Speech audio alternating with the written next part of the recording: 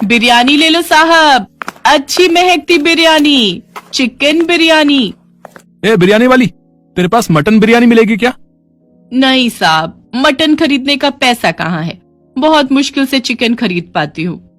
अरे यार, तुम गरीबों की यही प्रॉब्लम है, बिरयानी का असली जायका तो मटन में। चाहे यहाँ से नहीं चाहिए तेरी बिरयानी, चल।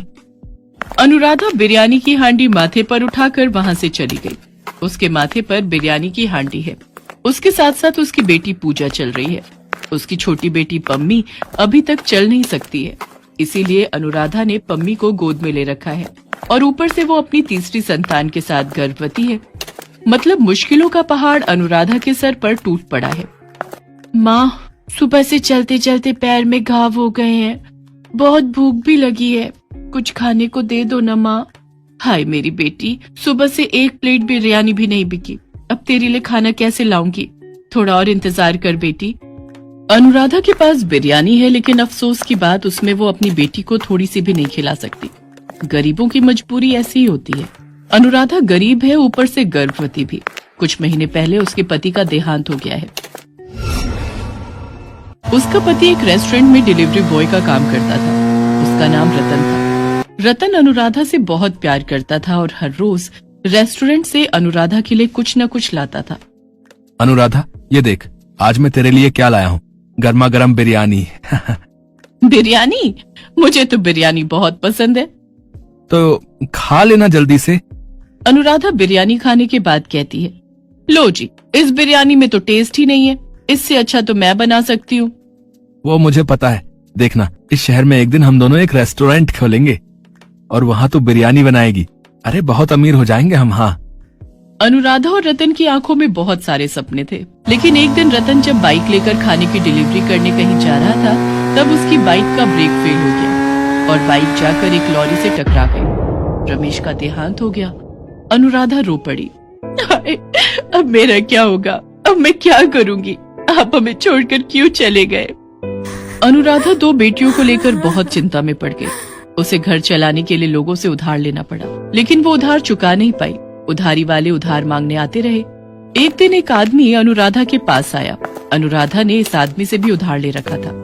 ए अनुराधा, मेरे पैसे निकाल, चल।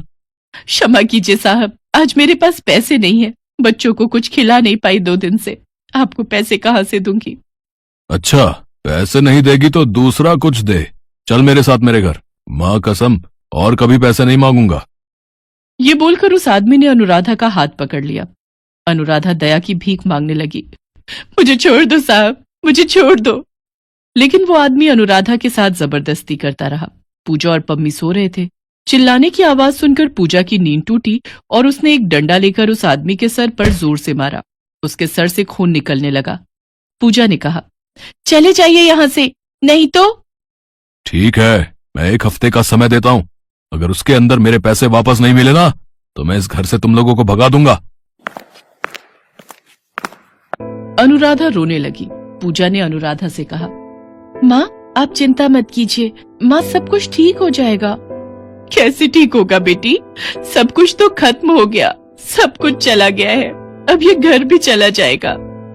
अगले दिन अनुराधा काम मांगने के लिए लोगों के दर दर भटकती रही, लेकिन वो कहते हैं ना, विधवा औरतों के लिए ये दुनिया नरक के समान है। अनुराधा के साथ भी वही हुआ। कोई उसे काम देने के लिए राजी नहीं था और जो लोग राजी थे वो अनुराधा से गंदे तरीके से बातें करने लगे। ऐसे ही 1 हफ्ता बीत गया। वो आदमी पैसे मांगने आया।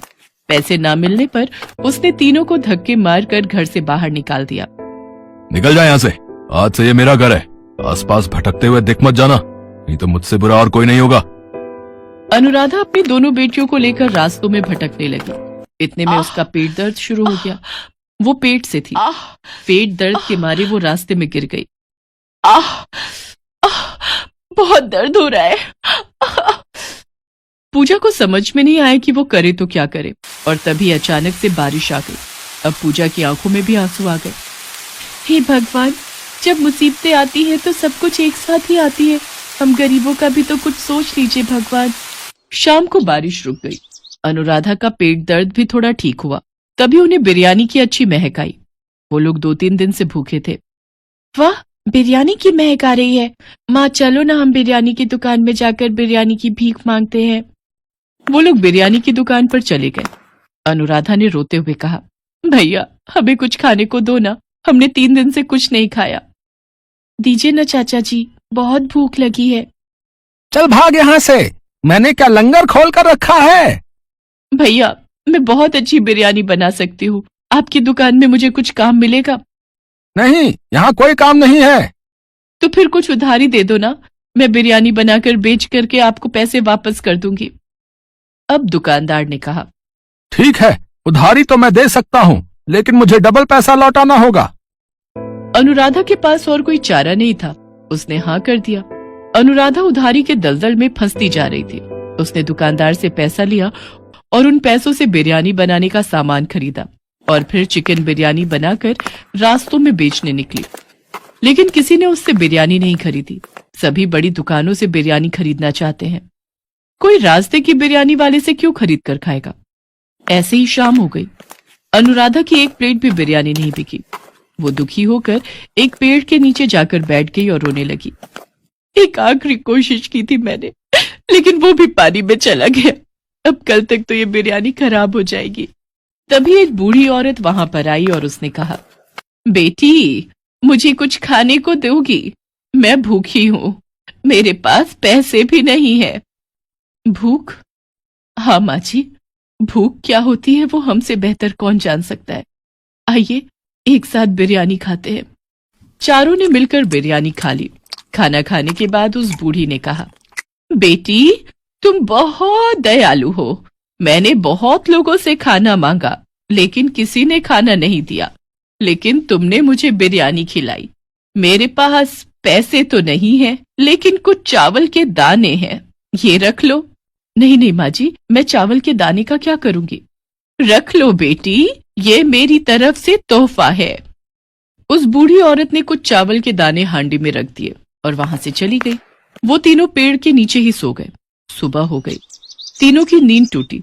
अनुराधा ने कहा, चल बेटी, सिर्फ ये हांडी ही बची है, इसे लौटा देते हैं और थोड़ा गाली खा लेते हैं। हाँ माँ दीजिए, मैं इस हांडी को उठाती हूँ, हल्का ही होगा। पूजा उस हांडी को उठाने गई तो देखा कि वो हांडी बहुत ज्यादा भारी है। वो चौंक गई। अरे हांडी तो खाली होनी चाहिए, तो फिर ये हांडी इतनी भारी क्यों है? हट जा, देखो जरा। अनुराधा ने हांडी का ढक्कन खोला तो वो चौंक गई। उसने देखा कि हांडी के अंदर चमचमाती सोने की बिरयानी भरी पड़ी है। अरे ये क्या, सोने की बिरयानी? क्या सोने की बिरयानी? वाह माँ, लेकिन ये आया कहाँ से? भगवान ने हमारी मदद की है बेटी, कल की वो बूढ़ी औरत जरूर कोई देवी ही होंगी। हमारा सारा दुख खत्म हो गया बेटी, हम अमीर हो गए। वो लोग खुशी से झूम उठे। अनुराधा ने सारा उधार चुका दिया। उसके बाद उसने एक घर खरीद लिया और घर के साथ ही एक बिरयानी का रेस्टोरेंट भी खोल लिया। लोग अनुराधा के हाथों की बिरयानी खाकर फिदा हो गए। कुछ महीने बाद अनुराधा का एक बेटा हुआ और ऐसे ही सभी मिलकर खुशी खुशी रहने लगे।